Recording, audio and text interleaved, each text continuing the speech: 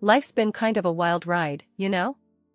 Here I am, Anna, clocking in at 42, with what you might call the whole package. Got a nice house, thanks to my folks passing it down. It's one of those cozy places that's seen more memories than I can count. And then there's Mark, my other half. Met him back when I was just figuring life out, and he was tending bar at some dive, barely scraping by. My dad saw something in him, though, pulled some strings, and bam, Mark's running the top spot in town now. Funny how things turn out, huh? Our kids, Emily and Alex, they're our little trophies. Emily's got her head screwed on tight, always one step ahead, a real spitfire. Alex, he's the quiet storm, always buried in a book or some hobby that's got his brain ticking. I remember when Mark and I decided to shack up. It wasn't all roses and sunshine, but something about us just clicked. We were a team, tackling whatever crap life threw our way. When Emily came along, we were over the moon, and then Alex rounded us out. Felt like we hit the jackpot, you know? Mom, why'd you pick Dad, of all people? Emily would ask, her tone dripping with that teenage mix of curiosity and skepticism. I'd laugh, tossing a look Mark's way. Well, he made me laugh. And your granddad thought he could use a leg up. Seemed like a good bet. Mark would chime in, and I had the charm. Don't forget the charm, Anna. Yeah, charm, I'd echo, with a wink. Life with Mark was never dull. He had a way of turning the mundane into something worth remembering. Alex, ever the observer, would add, Dad's cool. He knows everyone and everything about the bar. That bar, it was more than just a job for Mark. It was his kingdom, and he ruled it with a kind of passion that was contagious. My dad helping him land that gig was the best kind of meddling. Gave us a stability we might not have had otherwise. We'd sit around the dinner table, the four of us, and it felt like we were in our little bubble. This is it, you know? I'd say, soaking in the moment. Our slice of the good life. And that was us. A bit rough around the edges, maybe, but solid. It was in those moments, amidst the banter and the everyday chaos, that I'd feel this surge of gratitude. For my family, our home, and the life we'd built out of love, laughs, and a whole lot of hard work. It wasn't perfect, but damn, it was ours. The thing about doubt is it creeps up on you like a shadow at dusk, silent and almost invisible until it's all you can see. That's how it started with Mark. His late nights at the bar weren't anything new, but they started stacking up, night after night, more than the usual. And then, one night, he didn't come home at all. Where's Dad? Alex asked one morning, his eyes scanning the empty seat at the breakfast table. Work stuff, baby. He had to stay late, I answered, stirring my coffee more than it needed, avoiding Emily's piercing gaze. Yeah, right. Emily snorted, her skepticism as clear as day. That's getting old, Mom. I couldn't shake her words, nor the nagging feeling in my gut. Mark had excuses, sure, but they were getting flimsier by the day. And then came the lipstick. A bright, bold color, clashing with everything in my makeup drawer. Holding it between my fingers felt like holding a piece of evidence, a clue in a mystery I didn't want to solve. This yours? I asked Emily, trying to keep my voice steady. She glanced at it and rolled her eyes. Please, Mom. I wouldn't be caught dead in that shade. The conversation with Mark about it was anything but reassuring. Found this in your car, I said, tossing the lipstick onto the kitchen counter between us. Mark barely glanced at it before shrugging. Probably one of the staff's. You know how it is, things get left behind. His nonchalance stung, a stark contrast to the turmoil churning inside me. Things, or people? I shot back, the words out before I could stop them. Anna, come on. You know it's not like that, he replied, his tone a mix of frustration and fatigue. I wanted to believe him, to laugh it off as paranoia, but the seed of doubt had taken root. Emily, always one to call it like she sees it, didn't let it go. You're not actually buying that, are you? It's like textbook cheating behavior. Her blunt assessment hit hard. "What do you suggest then, detective?"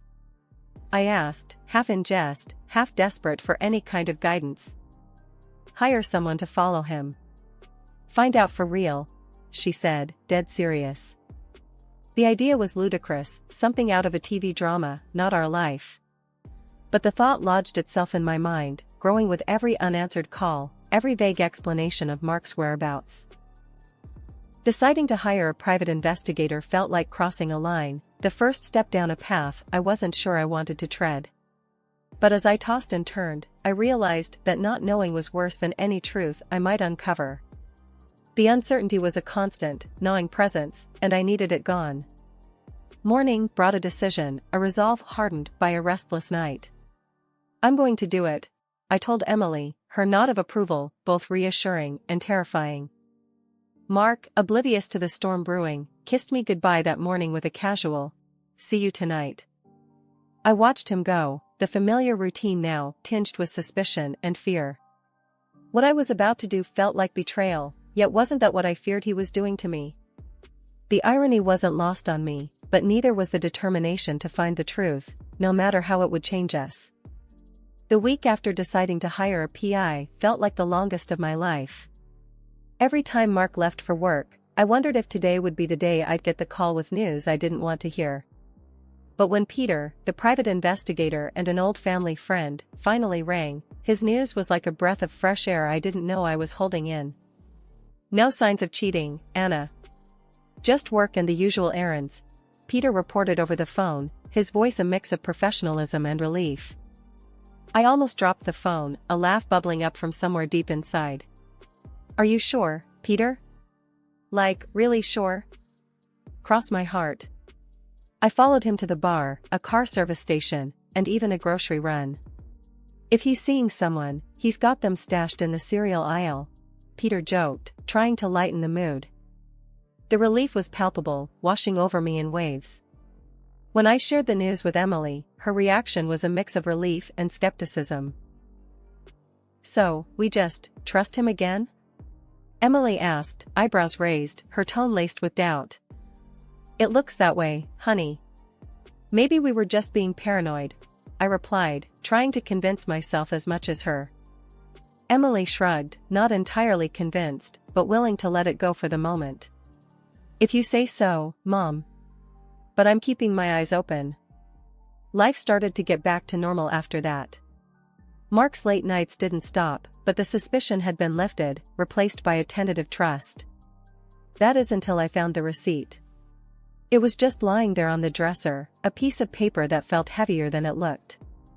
An expensive handbag from a high-end store, the kind of purchase we'd talk about if it were for me. I waited for days for Mark to mention it, to hand me a gift-wrapped box with a sheepish smile, but it never came. Finally, curiosity and a hint of concern got the better of me. "Mark, did you buy something from Luxe Couture recently?" I asked casually over dinner, trying to keep my tone light. Mark nearly choked on his drink, coughing before replying, Yeah. A gift for a client. You know, bar business. I paid with corporate money." The explanation felt off, forced. I nodded, trying to shove down the doubt creeping back in. The ease that had settled over our house after Peter's call was cracking, the receipt a reminder that trust, once questioned, isn't easily rebuilt. The next morning, I made a decision. I couldn't let it go, not without more proof. "I'm going to check our account," I whispered to myself, a plan forming. Just to be sure. But what I found only deepened the mystery. A large withdrawal, around the same time as the purchase of an expensive handbag. When I called the dealership about the supposed car repairs Mark mentioned, they had no record of him. I was trying to piece together a puzzle with half the pieces missing, and every new bit of information just made the picture more confusing. It was during one of these restless nights that my niece, Lily, dropped by unannounced. She was always a bit of a free spirit, bouncing from one thing to the next, and recently she had started working at the bar Mark managed. "Hey, Aunt Anna, just thought I'd swing by. You know, see how you're doing," she said, breezing into the kitchen where I was trying to drown my suspicions in a cup of tea. I couldn't help but notice the flashy new handbag she had slung over her shoulder. It was hard to miss, considering it looked exactly like the one from the receipt I found. "That's a nice bag, Lily." "Looks expensive," I commented, trying to sound casual. Lily glanced at her handbag and then at me, a flicker of something crossing her face before she masked it with a smile. "Oh, this old thing? Got a great deal on it." You know me, always on the lookout for a bargain. The way she said it, too quick, too rehearsed, set off alarm bells in my head. "Funny," I started, leaning against the counter. "It looks just like one from Luxe Couture. Saw a receipt for something similar. Was wondering who it was for." Her reaction was immediate and telling. She shifted uncomfortably, her gaze darting away. "Luxe Couture? Really? No idea what you're talking about, Aunt Anna. Like I said, got this on sale." The conversation felt like a dance, both of us circling around the truth. I wasn't sure what to believe anymore. "Right, a sale.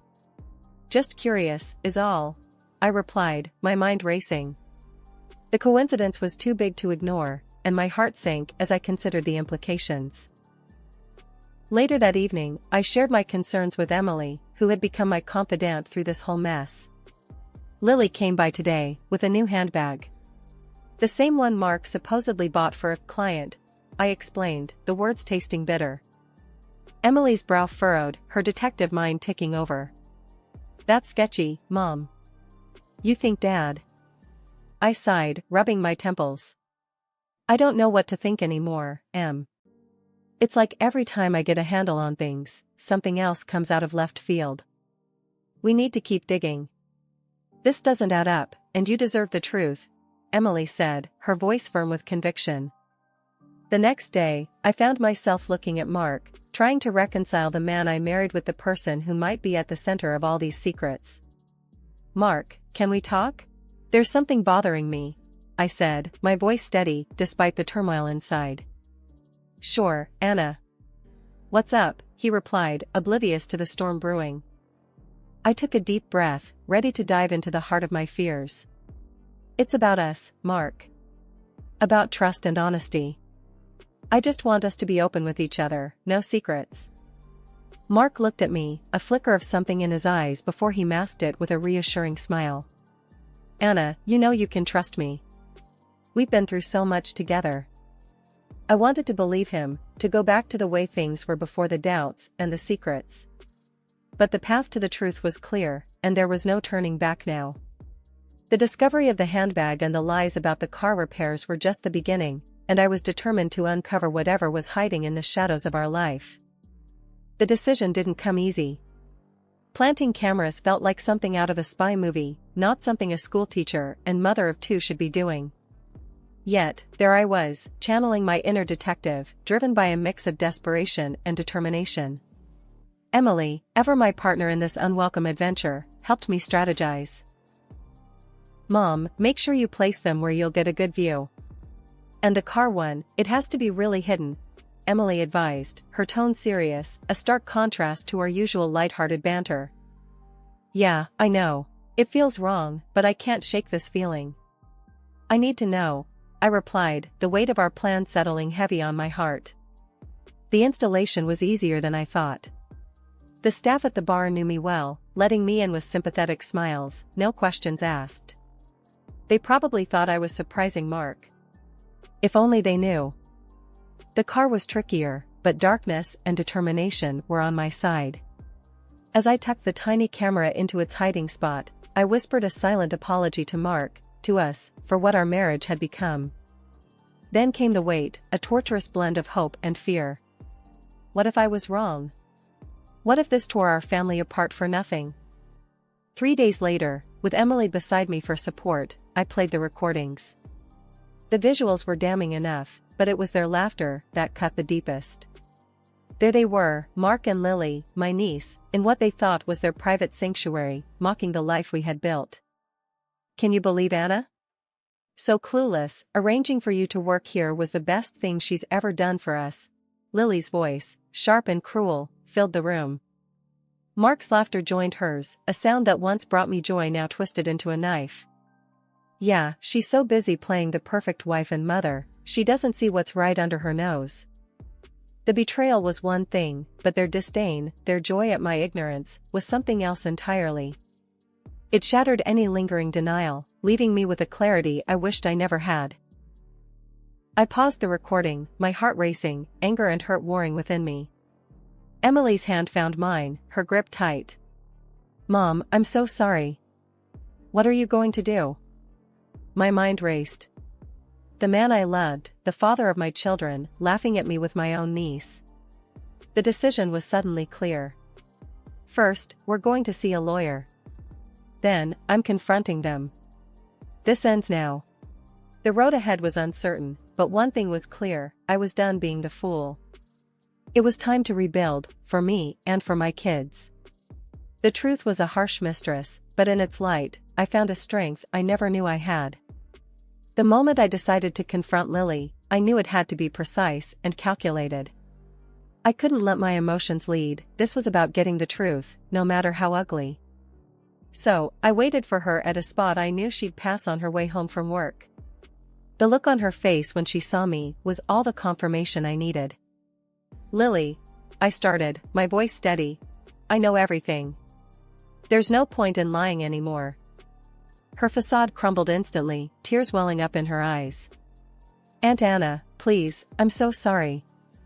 I never meant for any of this to happen, she pleaded, her voice breaking.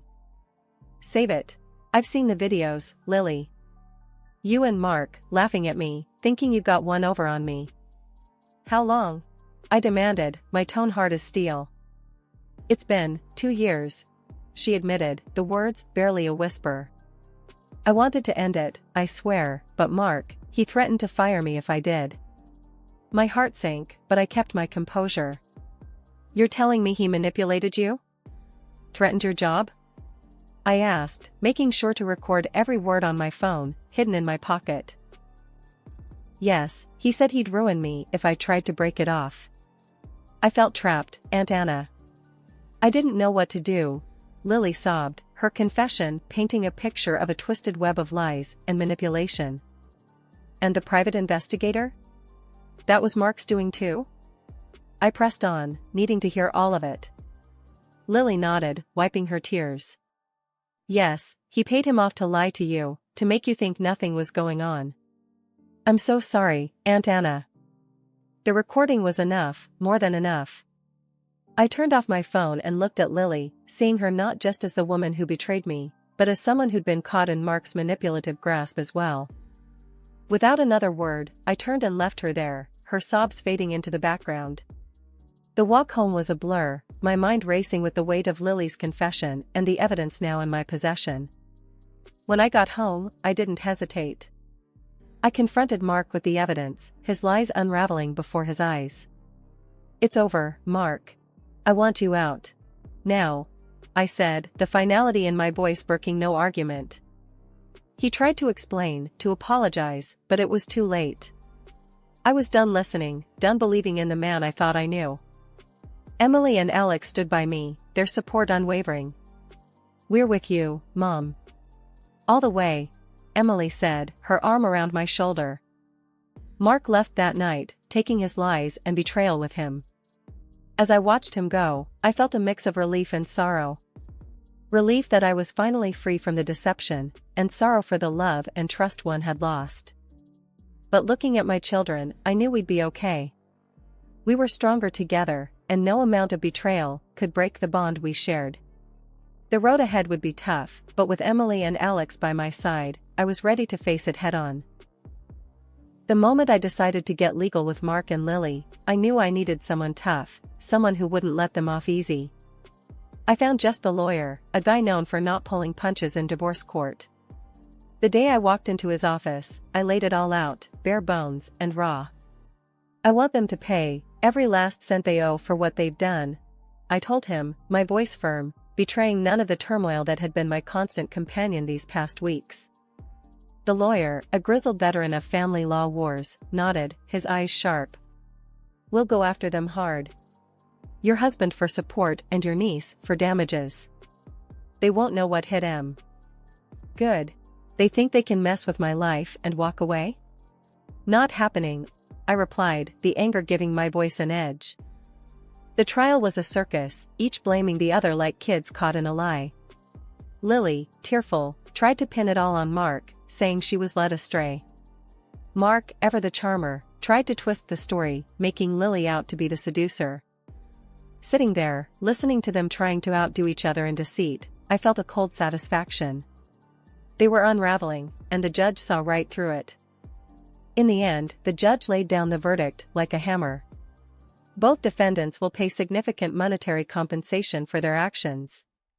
Additionally, Mr. Mark will provide child support as mandated, he declared, his voice leaving no room for doubt. Lily's parents, red-faced and silent throughout the ordeal, paid up her part of the fine. Last I heard, they dragged her back to the countryside, hoping to hide their shame and her betrayal far from prying eyes. As for Mark, watching him realize he couldn't charm his way out of this one was a small, vindictive pleasure. The look he gave me, a mix of disbelief and resentment, was all the closure I needed.